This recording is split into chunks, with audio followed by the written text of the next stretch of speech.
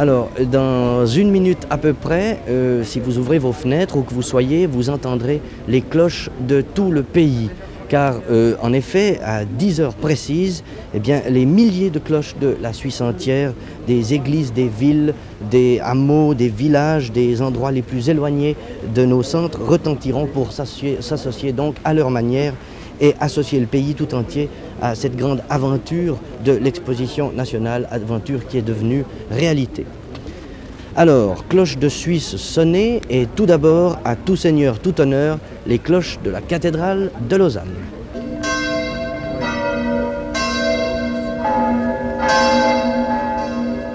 Zurich, souvenir de la Landie, c'est le parfum du passé qui se mêle aux accents d'aujourd'hui.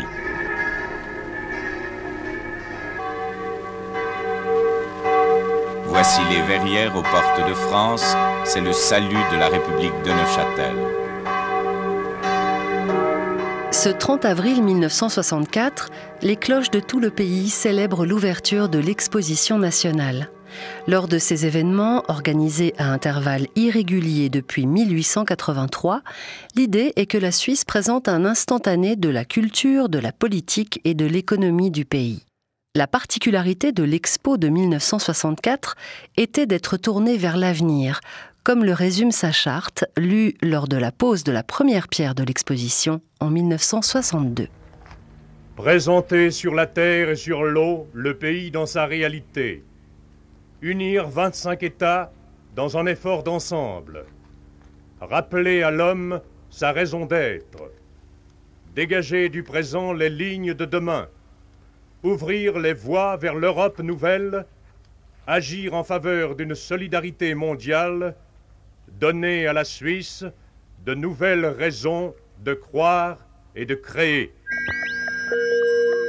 Les premières expositions nationales ont présenté à la Suisse un miroir flatteur. En 1964, les organisateurs souhaitent non seulement montrer au pays des raisons de s'enorgueillir, mais aussi, pour la première fois dans un tel événement, poser les problèmes et les questions qui devraient permettre à la Suisse de se projeter dans le futur. En plus des 8 secteurs thématiques de l'exposition, consacrés par exemple à la nature ou à l'armée, les organisateurs ont prévu un secteur général nommé « La Voie suisse », situé au cœur de l'exposition. Le but de cet espace est justement de faire réfléchir le visiteur aux valeurs de la Suisse, à ses espoirs, mais aussi à ses doutes et ses problèmes actuels. La Voie suisse a suscité des tensions. L'audace de certains artistes se heurtant parfois à une volonté de contrôle de la part des autorités étatiques. De quelle manière la Suisse s'est-elle représentée lors de l'Expo 64 qui sera visitée par environ 12 millions de personnes? Cet événement national a-t-il été un miroir fidèle des réalités suisses? Un miroir déformant? Flatteur? Ou même parfois un miroir opaque? Bienvenue dans 1001 archives pour cet épisode intitulé Expo 64, quel miroir pour la Suisse?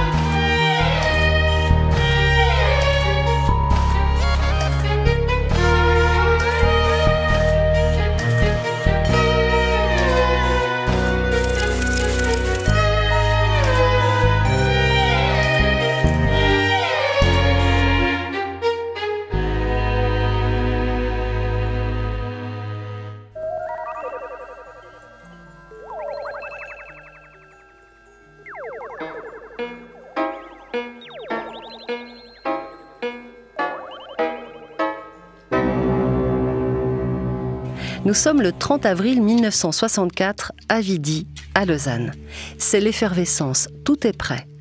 Nous sommes à quelques minutes de l'ouverture officielle de l'expo qui sera marquée à 10 heures par le retentissement des cloches dans tout le pays. Le reporter de la radio suisse romande, Bernard Nicot, nous fait vivre l'événement. C'est le grand moment de l'ouverture dans 5 minutes moment qui va être précédé d'une petite cérémonie, c'est-à-dire le hisser du drapeau suisse en présence de toute la direction de l'exposition nationale qui certainement aura un petit moment, lui, de grande émotion. Eh bien, le miracle, car je crois qu'il faut parler de miracle, mesdames et messieurs, le miracle est arrivé. Miracle, je parle essentiellement du beau temps, car nous avons le soleil, et tandis que la fanfare des collèges joue au drapeau, et que doucement, le drapeau suisse va être hissé au mât d'honneur, un long mât blanc. Voilà, on tire la corde permettant de hisser le drapeau et un majestueux drapeau suisse est hissé sous les yeux pleins d'admiration du public. Le drapeau est hissé, le cortège peut maintenant entrer en scène. La Suisse officielle va défiler. L'ordre de passage est très précis, tout est pensé, organisé, millimétré. Le protocole a réglé les choses d'une manière extrêmement précise et on le comprend fort bien. Le protocole vestimentaire, tout d'abord, toutes les hautes autorités, c'est-à-dire le Conseil fédéral, toutes les autorités diplomatiques, fédérales, cantonales, sont en haute forme, jaquette et pantalon rayeux. Et depuis, si je puis m'exprimer ainsi, la direction de l'exposition nationale, la tenue noire était exigée. Vous entendez, je pense, voilà, on met la haie d'honneur au garde à vous, police municipale au garde à vous. Quant aux gendarmes, eux aussi, ils sont au garde à vous et ont l'arme portée, c'est-à-dire qu'ils la tiennent juste devant leur visage. Vous entendez les premiers accents de la fanfare des collèges. Tout est prêt. L'instant est solennel. Le président de la Confédération, M. Ludwig von Moos, va couper le ruban. Monsieur Schaffner prend alors dans le coussin sur lequel sont placés les ciseaux à M. von Moos, ou plus exactement c'est l'hôtesse qui va le faire. Ich freue mich, an dieser Stätte die Schweizerische Landesausstellung 1964 eröffnen zu dürfen. M. von Moos, j'ai l'honneur d'ouvrir maintenant cette exposition. Je souhaite qu'elle soit bénie. M. von Moos coupe en ce moment même le ruban. Voilà qui est fait. L'exposition est ouverte, mesdames et messieurs. L'exposition nationale est officiellement ouverte pour 6 mois, jusqu'au 25 octobre 1964. Chers visiteurs, bonjour. Au nom de l'exposition nationale, j'ai la joie de vous accueillir par ce clair matin. À chacun d'entre vous, je souhaite une journée de soleil et de gaieté. Les visiteurs pouvaient arriver en voiture grâce à la toute nouvelle autoroute Lausanne-Genève, inaugurée 1 semaine avant l'ouverture de l'exposition, mais il était aussi possible d'emprunter le train. Une gare avait même été construite spécialement pour la manifestation sur le tronçon entre Renan et Lausanne. Lausanne, Gare Expo, les visiteurs de l'exposition sont priés de descendre de préférence ici, s'il vous plaît. Lausanne Expo Bahnhof. Die Expo-Besucher werden gebeten, vorzugsweise hier auszusteigen. Lausanne, stazione dell'esposizione, i visitatori dell'esposizione sono pregati di scendere qui per favore. Dans cette exposition, on trouve plusieurs inventions. Les visiteurs et visiteuses peuvent par exemple prendre place à bord du télécanapé. Un reportage de la télévision suisse romande donne quelques explications techniques. Ce canapé qui mérite quelques explications, Christiane, vous allez pouvoir nous en donner un peu au point de vue technique. Oui, il s'agit, comme vous le voyez ici, d'une suite de chaises qui roulent sans interruption. C'est une véritable chaîne qui ne s'arrête pas. Vous êtes donc censé monter sur des chaises en marche. Cela se passe de la façon suivante. La gare est remplacée par un plateau tournant. Oui, là, il y a une astuce qu'il faut peut-être un peu expliquer. Très ingénieuse, très drôle aussi. Vous avez un énorme plateau roulant, plateau tournant, c'est une grande, je m'excuse, j'anticipe, mais c'est une grande surface qui tourne. Or, tout naturellement, lorsque vous arrivez au centre de ce plateau tournant, la vitesse est très lente. Plus vous marchez en même temps que tourne la plaque et vous allez vers l'extérieur, plus la vitesse augmente, mais vous ne le remarquez pas. Et lorsque vous arrivez à la hauteur du télécanapé, eh bien, le calcul de rotation du plateau est fait de telle manière que automatiquement vous êtes à peu près à la même vitesse que le canapé, ce canapé roulant qui vous permet d'y monter, même pour des personnes âgées ou un peu impotentes, sans, je crois, que cela pose de problème critique. Pour se déplacer au sein de l'exposition, il est possible d'emprunter un autre moyen de transport original, un monorail, train à ciel ouvert, qui survole tout le site de l'exposition sur son rail unique.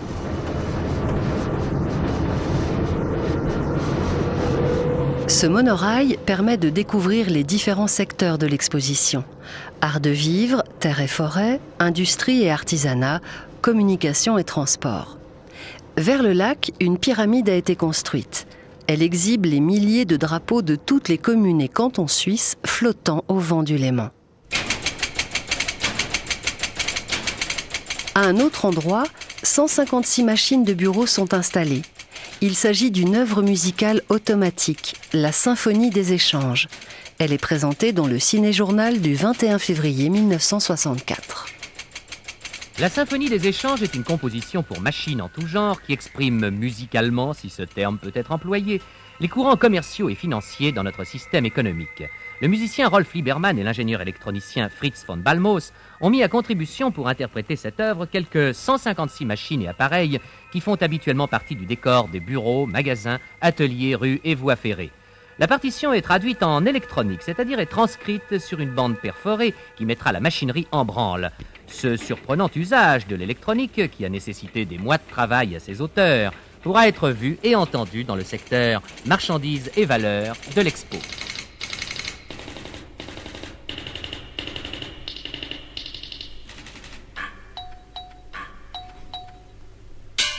Et puis, il y a la fameuse machine à Tinguely, une œuvre métallique noire, animée et bruyante. Composée de rouages et de chariots mobiles, c'est une machine inutile, haute de 8 mètres et qui pèse 4 tonnes.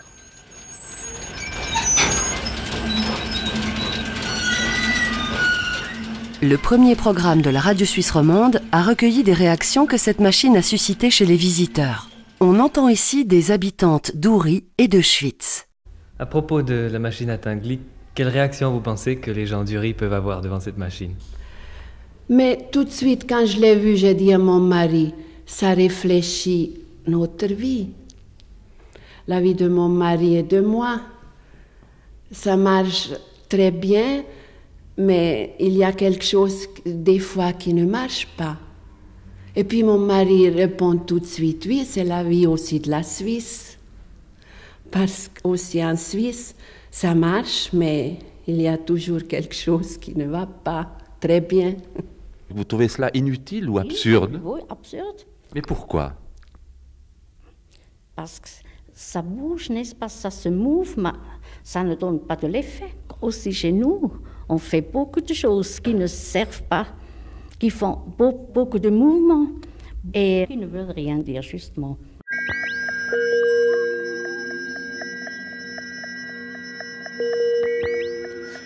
Sur le lac, les visiteurs pouvaient prendre place à bord du fameux Mésoscaphe, un sous-marin conçu par Jacques Picard. La radio suisse romande fait vivre en direct une plongée de ce submersible. Depuis un moment déjà, je suis à l'arrière du submersible pour essayer de voir le spectacle de ce qui se passe de vivant sous les eaux du lac Léman. Faut-il être sincère, faut-il être objectif ou faire un peu de romantisme? Eh bien, la vérité, c'est qu'actuellement, nous voyons de chaque côté des hublots disposés le long du Mésoscaphe. Nous voyons l'eau. Nous voyons l'eau au ras des hublots. Et puis, il faut bien le dire, jusqu'à présent, rien d'autre. Nous essayons depuis près d'une heure, nous nous efforçons depuis près d'une heure de vous faire vivre en direct la première plongée dynamique du Mésoscaphe Auguste Picard. Alors je crois que nous sommes à peu près totalement immergés. Et nous respirons bien sûr à l'intérieur de ce submersible. De quelle façon? Là, nous respirons l'air qui se trouve dans le submersible prolongé. À renouveler. On imagine le Mésoscaphe qui s'enfonce lentement sous l'eau, de plus en plus profondément. Et les reporters restés à la surface doivent reprendre l'antenne pour conclure. Puisque le Mésoscaphe a plongé trop profondément, nous avons été coupés de Greta et de Mossé. Et je crois que paradoxalement, c'est là la meilleure démonstration du succès de l'expérience d'aujourd'hui. Le Mésoscaphe est descendu trop profondément dans les eaux du Léman. Cette émission aura été enregistrée, je l'espère, sur appareil portatif dans le Mésoscap et que notre émetteur pourra le diffuser, que sais-je, dans le monde et sur l'antenne peut-être ce soir. Ça, je n'en sais trop rien, mais moralité de l'opération, c'est que nous avons vécu aujourd'hui ensemble un essai de plongée dynamique du Mésoscap, que cet essai a été parfaitement réussi sur le plan du Mésoscap, peut-être moins bien sur le plan radiophonique, mais ce sont là les aléas du direct. Il est maintenant 18h04 bientôt. À vous, le studio. Le reportage au fond du Léman n'a finalement pas été retrouvé.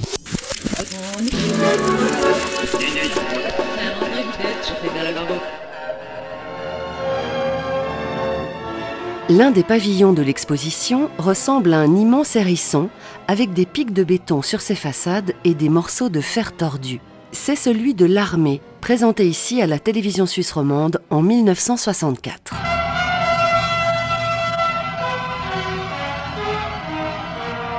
La Suisse vigilante, un secteur de l'exposition nationale dont les matériaux symbolisent notre défense, le béton et l'acier qui donnent à ce secteur deux visages. Celui d'un pays qui se retranche derrière le piquant de ses fortifications, mais aussi celui d'un pays qui veut se défendre en opposant à un éventuel agresseur une barrière très haute et dangereuse pour celui qui voudrait l'approcher.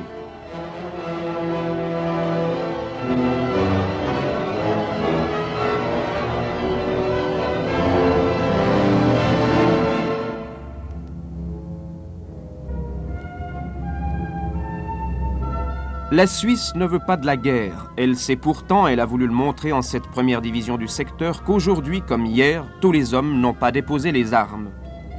Des plaques de tôle rouillées et déchiquetées par des projectiles, des scènes de la guerre frappant militaires et civils veulent prouver aux visiteurs que tout ce que les hommes d'un pays construisent n'est pas définitivement assuré, que la guerre ne peut être pour personne un bienfait. Comment cette représentation de la défense nationale a-t-elle été perçue par les visiteurs ? Écoutons les avis d'habitantes de Schwyz puis de Nidwald sur ce pavillon militaire. Des avis recueillis au cœur de l'été 1964 par la radio suisse romande. Oui, j'ai visité le pavillon de l'armée, j'ai vu le film. Pour moi, c'était un petit peu... J'étais effrayée un petit peu au premier moment.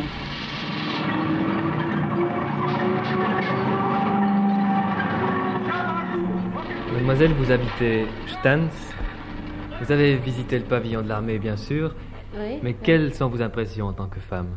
J'ai été tranquillisée. Oh, je crois que l'armée suisse est très bien montée. L'exposition 64 organise différentes journées spéciales à Lausanne. Certaines sont par exemple dédiées à un canton mis en valeur à cette occasion. L'armée a aussi droit à sa journée spéciale, le 12 mai 1964. Cette journée débute avec un défilé commenté en direct par le journaliste Bernard Nicot sur le premier programme de la radio suisse romande.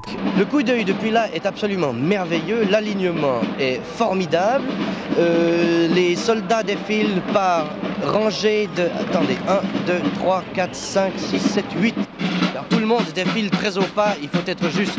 Et le coup d'œil est extraordinaire. Vraiment, je n'exagère pas, je puis vous le dire, mesdames et messieurs. Les bras gauches balancent exactement en même temps. Ces drapeaux, ces étendards à croix blanche qui s'avancent donnent une impression vraiment de puissance assez émouvante.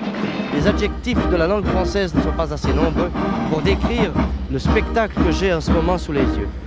Spectacle vraiment inoubliable et émouvant et qui est bien le symbole de ce que représente l'armée dans la vie du pays, c'est-à-dire la force au service de l'indépendance, de la liberté, en un mot, de la paix. Cette journée spéciale se termine par une démonstration aérienne. Et voilà les avions tant attendus.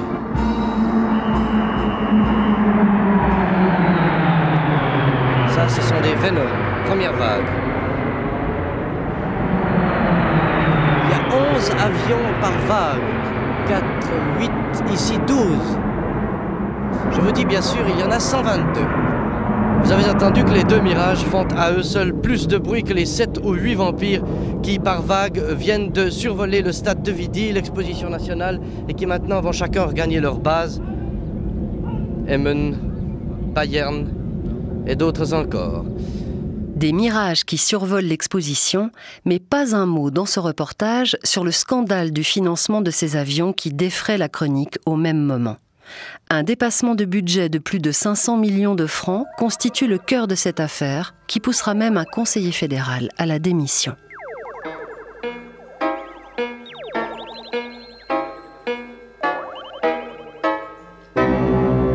Si certains secteurs de l'expo ont pour but d'exposer des spécificités ou forces de la Suisse, un élément central de cette exposition 64 était d'amener une réflexion, de bousculer les Suisses sur eux-mêmes. Il s'agit de la voix suisse. Elle est présentée dans ce reportage de la télévision suisse romande.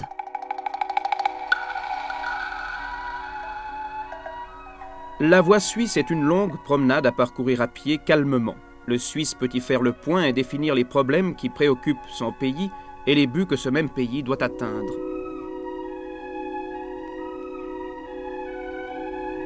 La voie suisse, c'est une suite de 6 étapes qui traversent l'exposition latéralement et qui, suivant le flanc, débouchent sur le lac. Cette partie centrale de l'exposition intrigue. Lors de la journée d'inauguration, Bernard Nicot indique qu'un journaliste, Paul Daniel, s'est rendu à la voie suisse. Paul Daniel s'y trouve et il vous donnera quelques impressions. Il tâchera d'avoir surtout des impressions de nos officiels visitant pour la première fois cette partie générale qui a pour but de faire prendre conscience de sa valeur au peuple suisse. Et quand je dis de sa valeur, ne croyez pas que je veux dire s'il s'agit là de mettre en évidence l'adage « il n'y en a point que nous », mais au contraire de faire prendre conscience le peuple suisse de ses défauts, de difficultés qu'il rencontrera encore pour son avenir.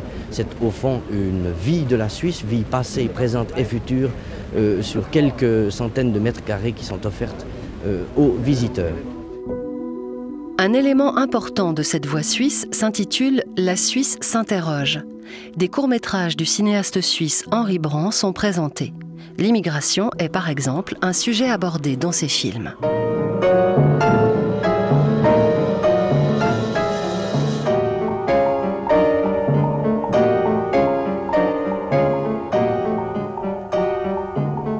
Ils quittent leur pays chaque printemps pour venir vivre et travailler chez nous.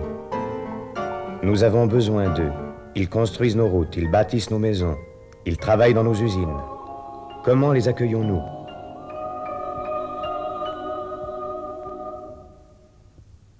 On peut lire dans nos journaux « Chambre allouée à personnes propres et sérieuses, Italiens exclus.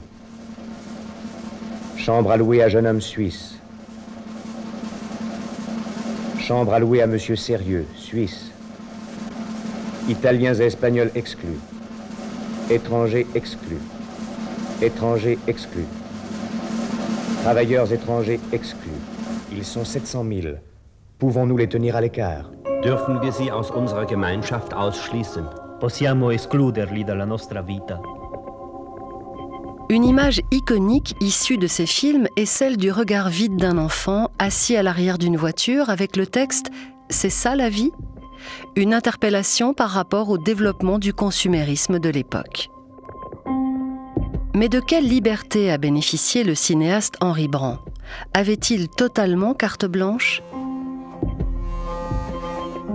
Dans un livre paru en 2016, Alexandra Walter a décortiqué le processus de création de ces films et démontré que tout n'a pas été simple. Elle est interviewée dans l'émission de radio Médialogue du 21 mai 2016. Henri Brand est mandaté et donc il reçoit pour mission de conscientiser, mais sans faire de scandale. Voilà. On lui dit « faites ce que vous voulez, mais pas trop ». Non mais c'est un peu ça. C'est un peu ça. C'est-à-dire qu'il avait de son côté quand même la direction de l'exposition, qui elle-même avait des ambitions audacieuses. Donc ensemble, ils vont entrer dans tout un processus de négociation qui durera quand même 3 ans. Donc on parle de 3 ans pour 20 minutes de film, qui sont d'ailleurs formidables. Et donc, si vous voulez, comment mettre le doigt sur les dysfonctionnements tout en préservant intacte la confiance des citoyens en la Suisse. Voilà, on fricote quand même avec un petit peu la censure, un petit peu le contrôle de la liberté d'expression, à laquelle on veut quand même donner toute son ampleur, mais il faut quand même orienter le propos. On est dans des eaux assez troubles. Mm-hmm. C'est le moins qu'on puisse dire, c'est ce que vous découvrez. C'est exactement, c'est-à-dire que la direction et Henri Brand vont se livrer à cet exercice de l'audace où ils vont pousser le plus possible dans la direction de la critique et devoir de temps en temps remodeler en fait leurs idées pour qu'elles passent. Certains thèmes n'ont pas pu être abordés dans ces films. La journaliste Nicole Duparc commente le livre d'Alexandra Walter à la même époque sur Espace 2.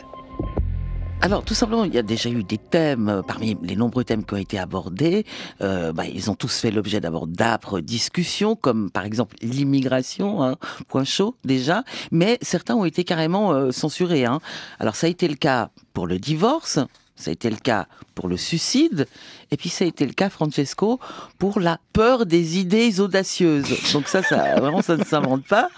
Le cinéaste n'a donc pas pu parler de tous les thèmes, mais en plus, certaines scènes ont dû être négociées ou ont été refusées. Alors par exemple, il veut montrer la misère avec des images d'ouvriers qui indiqueraient qui donneraient leur revenu, leur salaire. C'est niet. Le comité directeur le rappelle rapidement. Alors donc, ces 5 courts-métrages sont le fruit tous d'un accouchement très très douloureux et ce que ce livre retrace vraiment dans le détail, document à l'appui. Mais même s'il y a eu des négociations, ces films ne renvoient pas seulement une image lisse de la Suisse. C'est ce qu'explique l'historien Olivier Lugon dans l'émission Ramdam en 2022 sur RTS 1.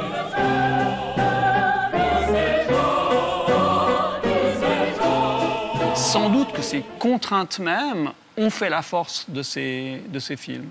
À l'époque, vraiment, quand on lit la presse, on sent qu'il y a quelque chose qui bouscule quand même les mentalités dans cette après-guerre où on a été vraiment tellement, disons, sûr de soi. Et cette image-là, ça va vraiment incarner ce pouvoir quand même de l'image, de sensibiliser une population à grande échelle, disons. Au moment de l'inauguration, ces films ne laissent pas indifférents. Écoutez ce qu'en dit le conseiller fédéral Hans-Peter Tschudi au micro du journaliste Paul Daniel, en direct de La Voix suisse, le jour même de l'inauguration de l'exposition. Ici, La Voix suisse, eh bien maintenant la présentation des 4 films dont je vous parlais tout à l'heure est terminée. Je vous rappelle que c'est une sorte d'autocritique de notre vie, une sorte de prise de conscience, et je marche pour le moment aux côtés de M. Tschudi, conseiller fédéral, à qui je vais demander de bien vouloir me dire ce qu'il pense de ce qu'il a vu. Monsieur le conseiller fédéral. Il faut d'abord dire que ces films sont tout à fait excellents. On voit que notre cinéaste Brand est un très grand artiste. Ces films sont une très belle réussite. Ils posent vraiment les problèmes qui sont actuels dans notre pays d'une manière tout à fait impressionnante, et je crois d'une manière dont on n'en a jamais vu jusqu'à présent. Monsieur le conseiller fédéral, qu'est-ce que vous pensez de la visite que vous avez faite de La Voix suisse jusqu'à maintenant? Impressionné? Je suis très impressionné, oui. On nous présente les problèmes de notre pays d'une manière moderne, comme nous l'avons encore jamais vu jusqu'à présent, d'une manière vraiment très impressionnante et très variée. Je vous remercie, monsieur le conseiller fédéral. Je vous laisse continuer votre visite. En parcourant La Voie suisse, le visiteur pouvait se retrouver nez à nez avec un géant de plusieurs mètres de haut. C'est Gulliver qui l'accueille pour l'attraction nommée « Un jour en Suisse ». Qui est Gulliver ? Écoutons sa présentation à la télévision suisse romande dans un documentaire sur les secteurs de l'Expo 64.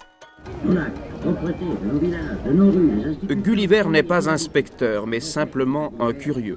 Il tente, dans Un jour en Suisse, de mieux connaître les Suisses et de savoir en quelles pâtes ils sont modelés, s'il est enfin possible de trouver des traits communs chez les Suisses, si différents à première vue. Quelques questions supplémentaires à poser aux visiteurs de l'exposition nationale, est-ce bien cela ? Avec Charles Apotello, il propose à chacun un questionnaire. Gulliver pose ces questions. Exemple, pourquoi se marie-t-on? Peut-on être bon Suisse et avoir une double vie? Que faut-il sauvegarder en Suisse? Et bien d'autres questions encore. Parmi les questions que le géant Gulliver pose aux visiteurs de l'exposition, peut-on être un bon Suisse et ne se lever qu'à 9h du matin? Voici un peu plus précisément comment cela se déroulait. Un questionnaire à remplir, rouge, vert ou blanc suivant que vous parlez français, allemand ou italien, et 40 réponses à apporter sur des problèmes tels que l'école, la politique internationale, la démocratie, la condition de la femme, le mariage, les différences sociales, nos valeurs nationales, etc. En d'autres termes, une série de questions et de réponses qui, confiées à un cerveau électronique, permet de brosser les grandes lignes de votre portrait en déterminant vos contradictions et en décelant vos facéties. Les visiteurs répondaient par écrit aux 40 questions du questionnaire de Gulliver. Les réponses sont transmises à l'ordinateur. Quelques secondes plus tard, Gulliver l'étranger rendra le fruit de ses réflexions en un verdict courtois et qui tutoie chacun comme les enfants.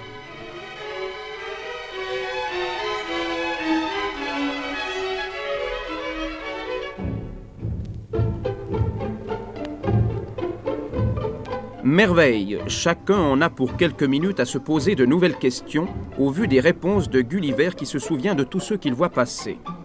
Logicienne aveugle, la machine ne supporte les contradictions. Elle calcule bien. Tu es l'un des 253 557 catholiques de ta région.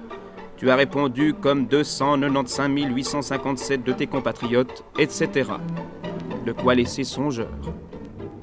Ce qui laisse également songeur, c'est d'apprendre que les concepteurs de cette partie de l'exposition n'ont pas eu toute liberté pour composer la liste des questions à poser aux visiteurs.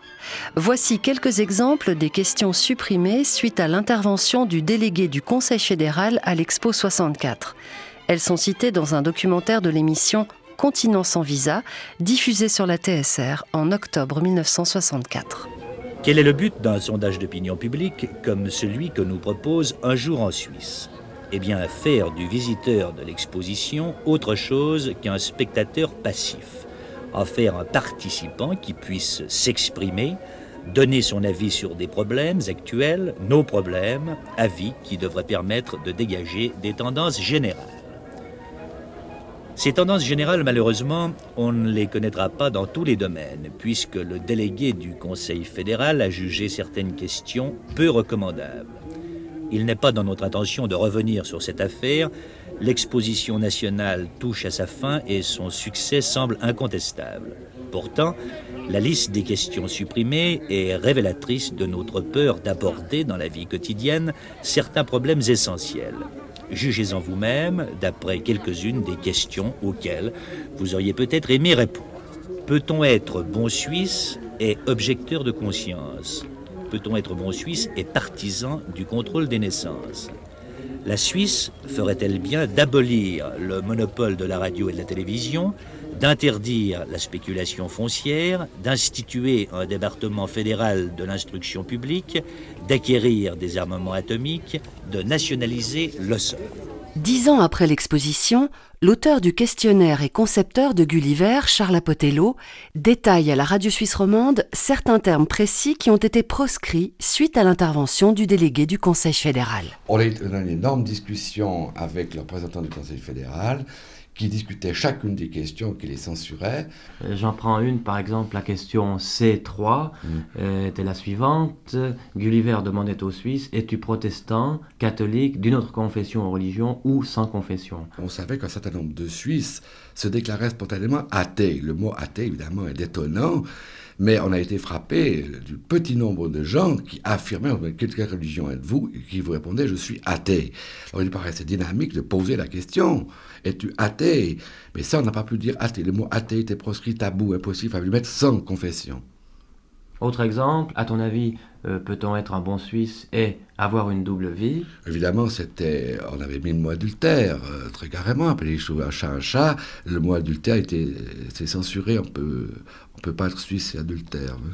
Alors on a dû transiger, à chacune des questions, il y en avait je ne sais pas combien, en tout on a dû transiger, marchander, ça a duré des mois, une lutte épuisante contre ce monsieur qui à lui seul prétendait représenter l'opinion suisse. C'est incroyable. Une intervention sur les questions, mais une intervention également sur la publication en direct des résultats qui étaient prévus pour ce projet. Tout ne s'est pas passé comme le souhaitaient les concepteurs, comme l'a expliqué 34 ans plus tard, une émission temps présent de la TSR en 1998 qui s'est replongée dans l'affaire Gulliver. Les collaborateurs de Charles Apotello racontent. Charles avait prévu un grand écran en dessus du bureau IBM qui devait, au fur et à mesure du dépouillement des questionnaires du public, devait tracer l'image de l'Homo helveticus, c'est-à-dire son image par rapport aux réponses des questionnaires. Et ça, c'est une chose à laquelle Botelho tenait énormément et que ça n'a pas pu se faire parce qu'effectivement, c'était pas bien vu. Mon Dieu, qu'est-ce qu'on va découvrir sur cet écran? Il n'en est pas question. Et là, il a été très, très, très déçu. On s'est bien vite aperçu que le tableau n'avait pas été installé et que quelque chose ne jouait pas. Et par conséquent, on s'est inquiété, on a enquêté. Charles m'avait un peu laissé entendre, à demi-mot, c'était plutôt une question politique. Et alors on s'est aperçu de cette chose qui aujourd'hui paraît proprement antédiluvienne, c'est que les autorités fédérales s'étaient effrayées à l'idée qu'on puisse demander aux visiteurs de passage leur opinion sur tant de choses différentes. Et que, alors, on avait décidé de couper la mémoire de Gulliver. Une polémique se déclenche en pleine exposition. Le 27 juin 1964, la Gazette de Lausanne titre en effet « Gulliver amnésique ». On y apprend qu'en raison de l'intervention des autorités fédérales, les statistiques des réponses au questionnaire de Gulliver ne peuvent non seulement pas être diffusées en direct pendant l'exposition, mais elles ne pourront pas non plus être publiées par la suite. La mémoire de Gulliver ne peut pas être exploitée. Le concepteur du projet, Charles Botelho, avait réagi à ces modifications de l'attraction Un jour en Suisse dans Continent sans visa en octobre 1964. Charles Botelho, vous êtes l'initiateur de Un jour en Suisse. Cette pression, ces précautions autour du questionnaire, vous appelez ça comment? Atteinte à nos libertés ou conformisme? Je l'appellerais plutôt conformisme.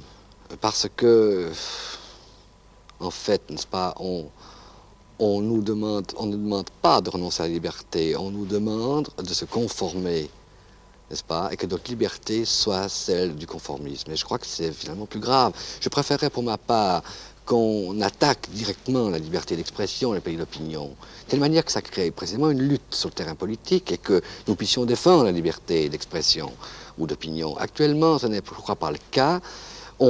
Il semble que nous ayons une liberté, mais finalement, nous nous conformons beaucoup trop. Et à mon avis, il n'y a plus de vrai débat sur le plan public. Ces questions d'intervention étatique font réagir plus largement à l'époque.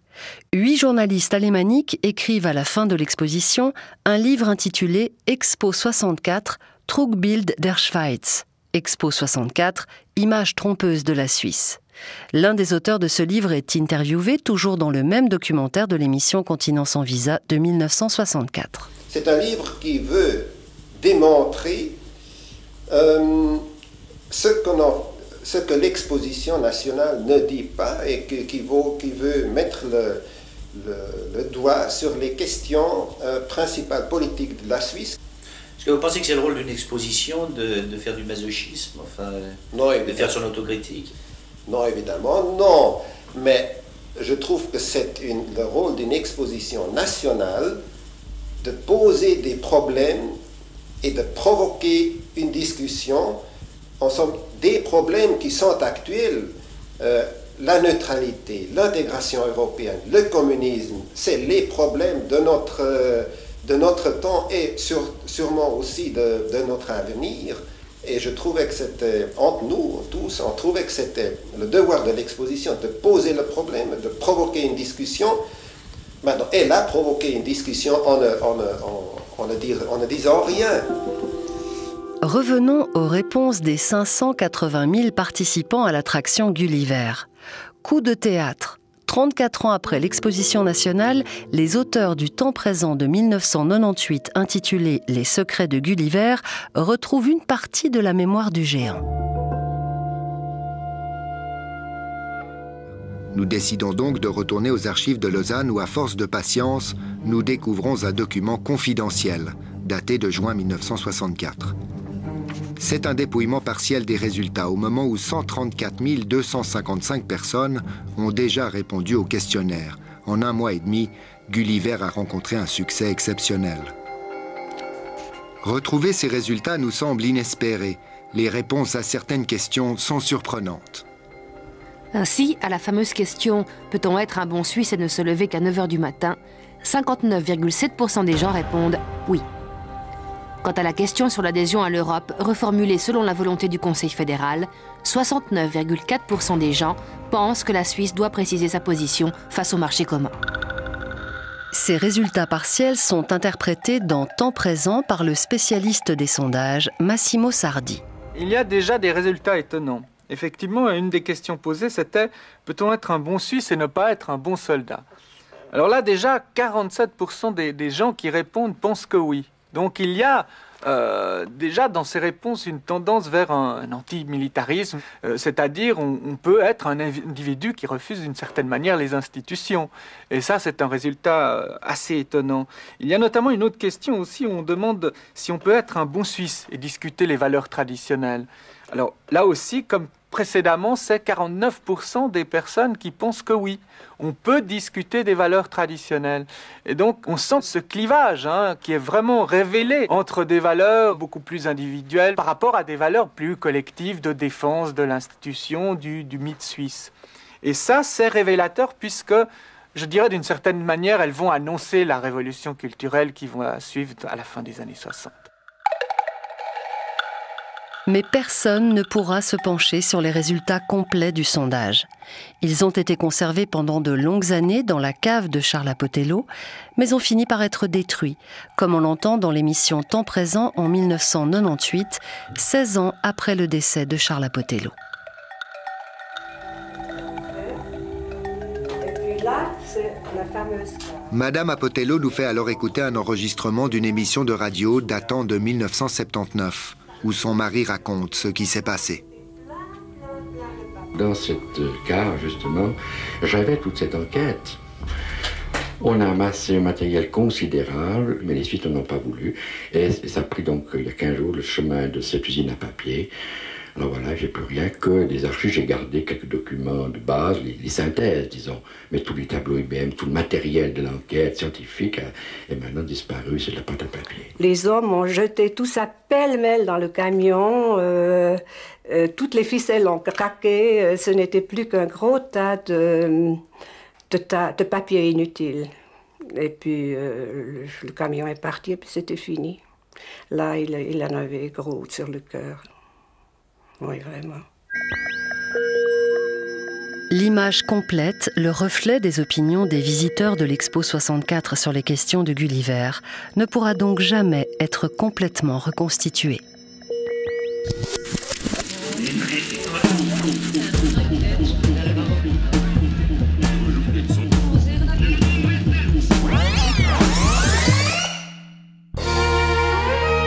Ainsi se termine cet épisode de 1001 archives, raconté à travers les archives de la RTS, comme d'habitude dans ce podcast, mais aussi, cette fois, à travers les sons récoltés par le collectif des chasseurs de sons de Lausanne, qui ont enregistré toutes sortes d'ambiances lors de l'Expo 64.